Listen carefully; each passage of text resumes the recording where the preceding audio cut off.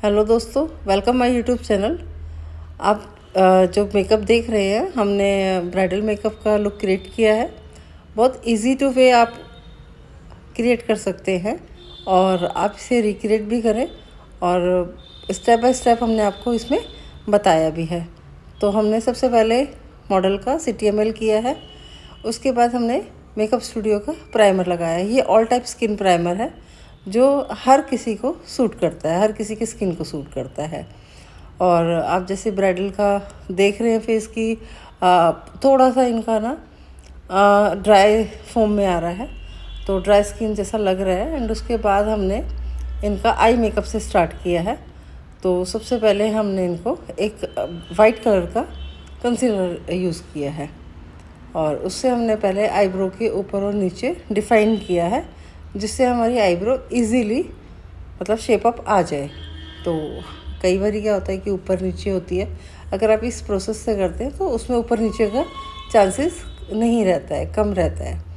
तो उसके लिए हमने इस तरीके से इनकी आईब्रो को डिफ़ाइन किया है, कंसीलर लगाया है। कंसीलर लगाने के बाद अच्छे से इसको एक शार्प सा लुक क्रिएट कर रहे हैं आर्च में। और आपको अगर ये लुक पसंद आएगा तो आप इसको रिक्रिएट करें, और कोई भी क्वेश्चंस हो आपके दिमाग में और कुछ भी आपको जानना हो तो आप मेरे चैनल को सब्सक्राइब करें, फॉलो करें एंड कमेंट्स ज़रूर करें। जो भी आपके लिए बेस्ट हो पाएगा वो हम आपको बताएंगे। और जैसे ट्यूटोरियल में हम कोशिश ये करते हैं कि आपको बेस्ट से बेस्ट एजुकेशन दे पाएँ, जो आप घर में इजी भी प्रैक्टिस कर सकते हैं। प्रैक्टिस ज़रूर करनी है आपको, प्रैक्टिस के बिना बिल्कुल भी आपका हाथ क्लियर नहीं होता है। और कोशिश करें कि आपकी प्रैक्टिस ज़रूर होनी चाहिए। एंड उसके बाद हमने आईब्रो जो है डिफ़ाइन की है। आईब्रो डिफ़ाइन करने के बाद हमने एक लाइट कलर का ब्राउन शेड जो है आई शेडो पैलेट से लेके और पूरे बफिंग ब्रश के हेल्प से हमने उसको पेनिट्रेट किया है एंड स्मच किया है। और आपका जो आई शेडो लगाने का स्ट्रोक है वो हमेशा सर्कुलर मोशन में होना चाहिए, एक हार्श लाइन नहीं आनी चाहिए, ब्लेंडेड लुक सा आपका दिखना चाहिए। तो इसी तरीके से हमने एक बिल्कुल सॉफ्ट आपका ब्राउन शेड लेके उसे अच्छे से डिफ़ाइन किया है। बहुत प्रॉब्लम आती है कि हम कैसे करें आई मेकअप, और हमारे मेकअप में कहाँ पे कमी आ रही है। आई मेकअप में ख़ास कर क्या होता है, समझ में नहीं आता है कि हमने कौन सा कलर पहले उठाना है, कौन से कलर के साथ हमने कौन सा कलर मैच करना है। बहुत छोटी छोटी प्रॉब्लम होती है, लेकिन उसी छोटी छोटी प्रॉब्लम से बहुत बड़ी हो जाती है, क्योंकि जब समझ में नहीं आ रहा है तो बंदा कंफ्यूज रहता है। मेरा ऐसा मेकअप लुक क्यों नहीं आ रहा, मेरा आई मेकअप ऐसे उठ कर क्यों नहीं आ रहा, मेरा ब्लेंडेड सा लुक क्यों नहीं आ रहा। उसके लिए आपको एक कलर व्हील की क्लास जो है वो लेनी चाहिए, और उसके बारे में आपको नॉलेज होनी चाहिए।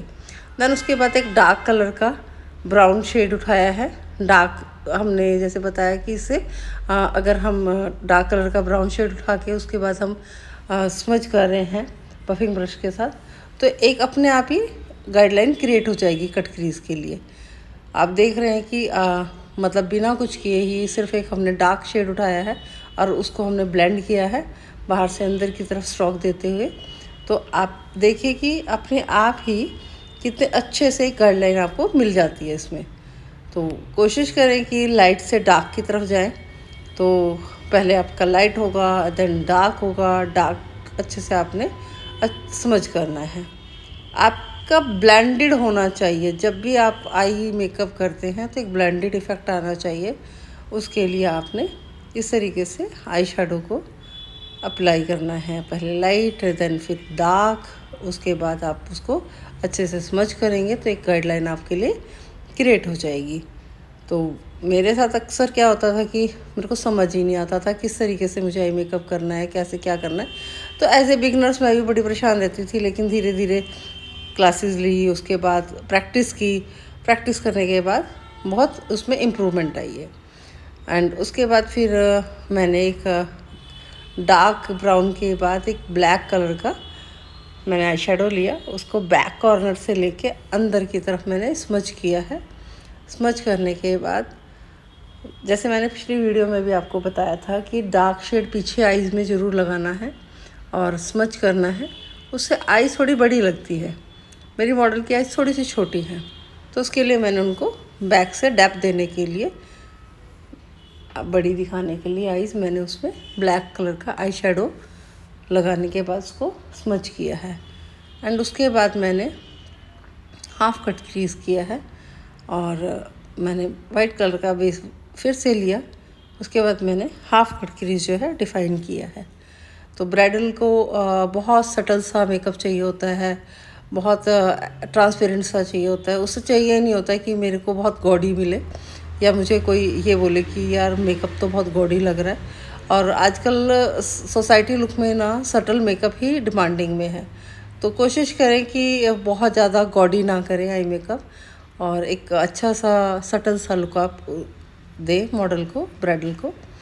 उससे क्या होगा कि आपका क्लाइंटेज जो है रिपीट आता रहेगा, क्योंकि अगर उसको सटल सा मिलेगा लुक तो वो प्रॉब्लम अब क्या होता है कि आपको रिपीट क्लाइंट मिलता है और आपको प्रॉब्लम नहीं आती है, ना ही क्लाइंट को सोचना पड़ता है कि मैं मेकअप के लिए कहाँ जाऊँ। एंड उसके बाद हमने गोल्डन कलर का इनर कॉर्नर से लेकर के एक शिमर यूज़ किया है।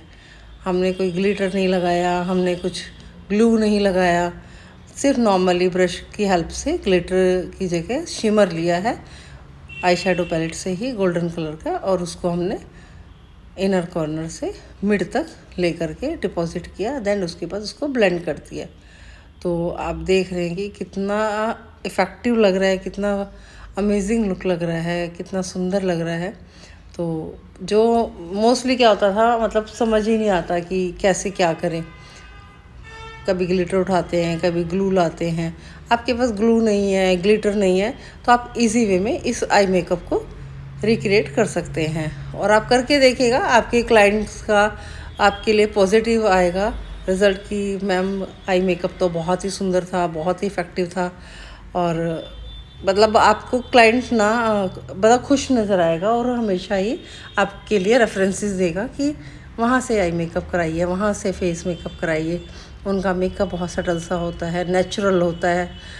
और उसके बाद हमने एक लाइनर उनको लगाया है, और लाइनर इंग्लॉट का है। इंग्लॉट के लाइनर से हमने एक बिल्कुल नॉर्मल सी एक लाइन लेनी है आईलिड के साथ में, जिससे कि वो ऑटोमेटिकली ही बहुत फिनिशिंग के साथ नज़र आएगी लगी हुई आपको लाइनर की शेप। एंड फिर उसके बाद हमने जो है लाइनर लगाने के बाद हमें मस्कारा ज़रूर लगाना चाहिए, और कोशिश करें आईलैशेस कर्लर यूज़ करें, उससे आउटवर्ड की तरफ आपका आईलैशेस मतलब आउटवर्ड की तरफ जो लगता है। उसके बाद आप आईलैशेस फेक आईलैशेस भी लगाते हैं तो वो उसके साथ मर्ज हो जाता है। एंड आपने लोअर लैश लाइन पे भी लाइनर लगाना है, या आपने काजल जो भी लगाना है उसको आपने स्मच अच्छे से करना है। और देखिए कि मैंने जो है नीचे भी पेंसिल जो आपका लाइनर ब्रश है उसके साथ नीचे भी लाइनर लगाया है। एंड उसके बाद उसको मैंने स्मच किया है। और आप देखते भी होंगे कि ब्राइडल को नीचे बहुत सुंदर सा स्मजिंग लाइनर ही अच्छा लगता है। अब हार्श लाइन वाला लाइनर अब चलता भी नहीं है और कोई लगाता भी नहीं है, और वो थोड़ा सा ऑकवर्ड सा भी लगता है। और मैं तो मतलब कोशिश ये करती हूँ कि बहुत नेचुरल सा उसको लुक क्रिएट करूँ, और बहुत स्मच सा होना चाहिए। और जितना भी ब्लेंडेड होगा उतना ही इफ़ेक्टिव लगेगा, उतना ही लुक बहुत ब्यूटीफुली लगता है। और फिर उसके बाद हम मस्कारा लगा रहे हैं। मस्कारा जो है आपका मेबेलिन का है। इसका मस्कारा बहुत ही अच्छा है, और इसके जो ब्रश है उससे बहुत अच्छे से आउटवर्ड की तरफ स्ट्रोक देते हुए हम उसको अप की ऊपर की तरफ करते हैं। एंड उसके बाद ना आप देखिए कि कोई भी मस्कारा हो, किसी भी कंपनी का हो, डजंट मैटर, इसका कोई मतलब ही नहीं है कि यार मेरे पास ये ब्रांड नहीं है तो मेरा काम अच्छा नहीं हो रहा। नहीं, आपकी टेक्निक अच्छी होनी चाहिए, और उस टेक्निक के लिए आप हमारी ऑफलाइन क्लास भी ले सकते हैं। हमारे बैचेस चलते रहते हैं, बैक टू बैक बैचेस होते रहते हैं। तो अगर आप इंटरेस्टेड हैं तो आप हमारी ऑफलाइन क्लासेस ले सकते हैं। और हमारी जो फ़ीस भी है वो भी बहुत मतलब रीज़नेबल, बहुत कम है। और एकेडमीज़ के अकॉर्डिंग, और आपको नॉलेज बहुत ज़्यादा मिलेगी। एंड उसके बाद हमने उनको आईलैशेस लगा दिया। फिर उसके बाद ऑरेंज करेक्टर से हमने उनके जो भी अनइवन स्किन है या अनइवन टोन है, हमने उसके ऊपर ऑरेंज करेक्टर यूज़ किया है। और जहाँ जहाँ अनइवन लग रहा है वहाँ वहाँ लगाना है हमने। कोशिश ये करें कि पूरे फेस पे ना फैलाएं, थोड़ा सा जहाँ पे ज़्यादा लग रहा है वहाँ पे अच्छे से लगा दें, क्योंकि जितना ही डीप प्रॉब्लम होगा उतना ही डीप करेक्टर आपको यूज़ करना पड़ेगा।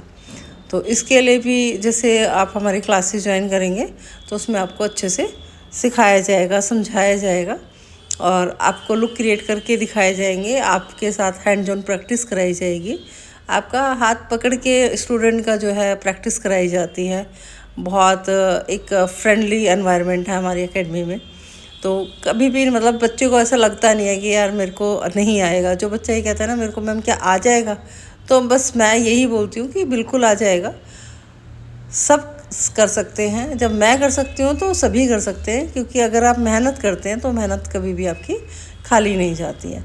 अगर आपको बेस्ट एजुकेटर मिल जाता है तो आपका सीखना सफल हो जाता है, क्योंकि फ़ीस तो सभी ले लेते हैं, लेकिन बेस्ट टीचिंग देना और बहुत अच्छे से सिखाना और बहुत एक ऐसे सोचना कि भाई मैं जो कर रही हूँ क्या मेरा परमात्मा इस चीज़ को गवाही दे रहा है कि मैं किसी के साथ फेक करूँ या गलत करूँ, नहीं। सब बहुत मेहनत करते हैं, सब अपना घर बार छोड़ के दूर दूर से हमारी एकेडमीज़ में आते भी हैं बच्चे, और हम कोशिश ये करते हैं कि रिव्यूज़ बच्चों की इस तरीके से जाए कि नहीं, हमने जो देखा था हमने उनको यूट्यूब पर वही चीज़ हमें वहाँ जाकर मिली, ऐसा नहीं कि हमने जो देखा वो हमें नहीं मिला। एंड उसके बाद में हमने क्या किया, हुडा ब्यूटी का एक 2 शेड लिए, लाइट एंड डार्क, एंड मैंने मेंशन भी किया होगा डिस्क्रिप्शन बॉक्स में कि कौन कौन से शेड हमने यूज़ किए हैं। तो अगर आप 2 फाउंडेशन के साथ भी काम कर सकते हैं, एक लाइट हो एक डार्क हो, या आप 3 फाउंडेशन भी ले सकते हैं, एक डार्क एक मीडियम और एक लाइट। उसके बाद आप उसको मैच करके कर सकते हैं। वो भी मैं आपको सिखाऊंगी कि किस तरीके से जो है आपको बेस बनाना है, फाउंडेशन बनाना है, और अगर सांवली स्किन है तो कैसे बनाना है, और फेयर है तो कैसे, और मीडियम है तो कैसे। तो वो सब चीज़ें आपको क्लासेस में बताई जाती हैं। एंड उसके बाद ज़रूरी नहीं है कि आपके पास ब्यूटी ब्लेंडर ही हैं तो ही आप मेकअप कर पाएंगे। आप ये टिपलिंग वाला ब्रश ले सकते हैं, जिसको काबू की ब्रश भी बोलते हैं। तो जो आपके इजी मतलब आपसे बोला जाए आप वही बोलें। ज़रूरी नहीं है कि कोई इंग्लिश में बोल रहा है तो आपको भी इंग्लिश में बोलना, नहीं, आपको समझ आना चाहिए और आपको टेक्निक आनी चाहिए, टेक्निक ही मैटर करती है।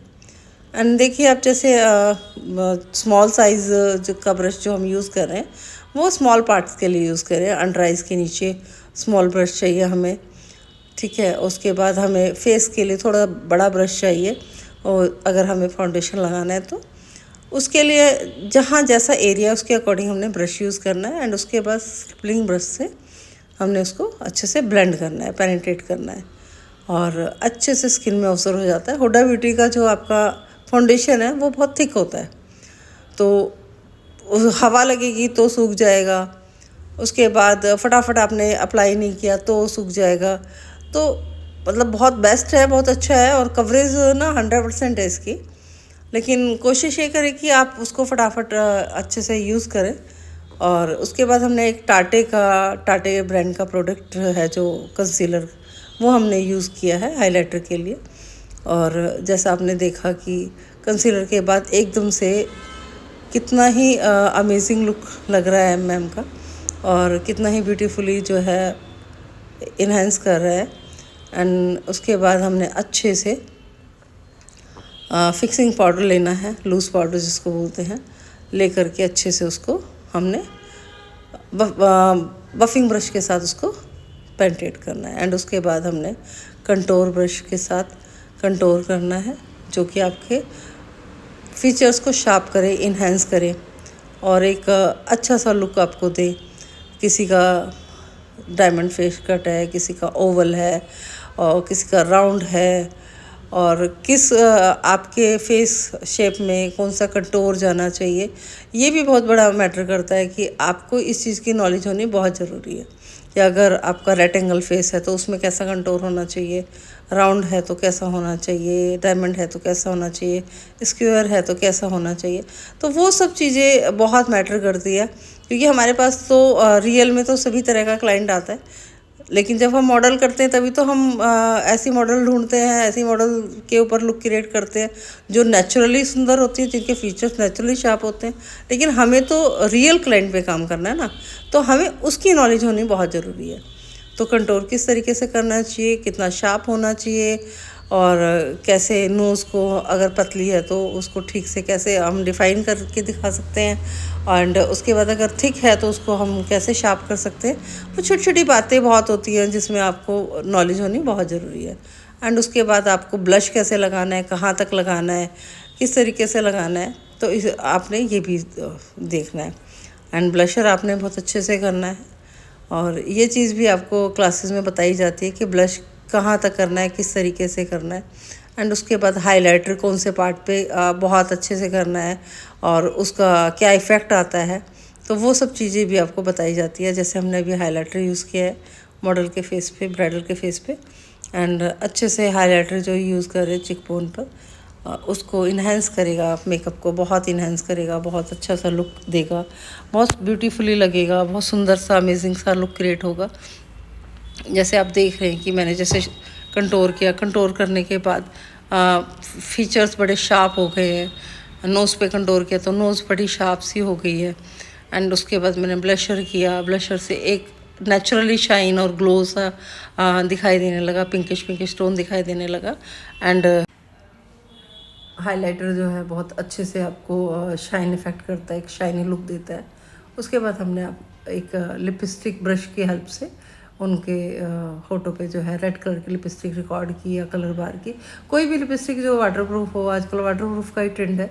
तो एक अच्छा सा हमने उनको शेप क्रिएट किया, और उसके बाद हमने उनको लिपस्टिक लगाई है। तो लिपस्टिक लगाते लगाते मैं आपको एक चीज़ और बता देती हूँ कि जब भी आप कोई ब्राइडल करते हैं तो उस टाइम ना आपको होपलेस नहीं होना है, बिल्कुल भी होपलेस नहीं होना है। आपको जो नहीं भी आता है तो थोड़ा सा आप अपने आप को वक्त दीजिए, और उस वक्त देने के बाद आप फिर उसके बाद उस काम को कीजिए। कभी भी आप कोई भी काम करते हैं तो 5 से 10 मिनट आप अपने आप को दीजिए, उसके पहले आप उसको सोचने के लिए, समझने के लिए कि आपको करना क्या है। कभी भी बिल्कुल मतलब आपने होपलेस नहीं होना है, और कभी भी इस तरीके से नहीं सोचना यार कैसे होगा, क्या होगा, सब हो जाएगा। आपके अंदर हिम्मत होनी चाहिए, एक जज्बा होना चाहिए काम करने का, और वो ज़रूर होगा। देखिए लिपस्टिक लगने के बाद मेरी ब्राइडल कितनी ब्यूटीफुल और अमेजिंग लग रही है। एंड आपको अगर ये लुक पसंद आया हो तो आप इसको रिक्रिएट करें, और आपके कोई भी कमेंट्स हो तो आप मुझे कमेंट बॉक्स में भेज सकते हैं।